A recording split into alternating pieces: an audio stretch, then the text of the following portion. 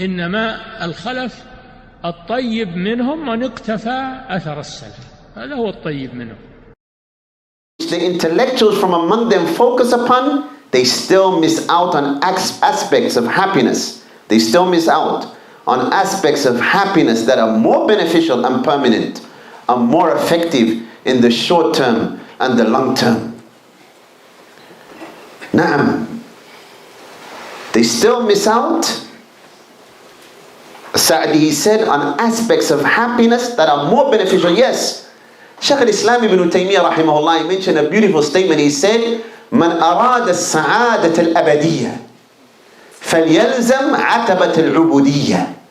Whoever wants eternal happiness, happiness in this world, yes, but happiness in the hereafter, which is eternal, then they have to adhere to the threshold of servitude. Yes, you have to be a servant to Allah Azza wa Jal in every meaning of that term.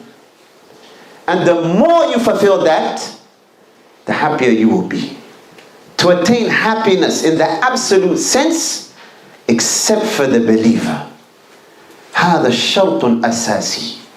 That is a fundamental condition.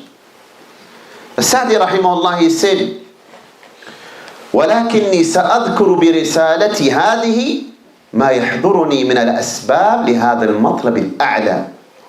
In this treatise of mine, in this booklet of mine, I will mention some of the means that come to mind for this ultimate goal, which everyone strives to attain.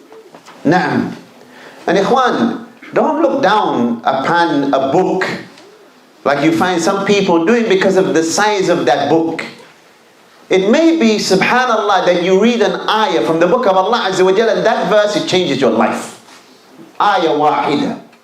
Has happened to people in the past and continues to happen in the present. It may be hadith wahid, one hadith of the Prophet sallallahu alaihi wasallam. That hadith, because you heard it and you implemented it, it may change your life.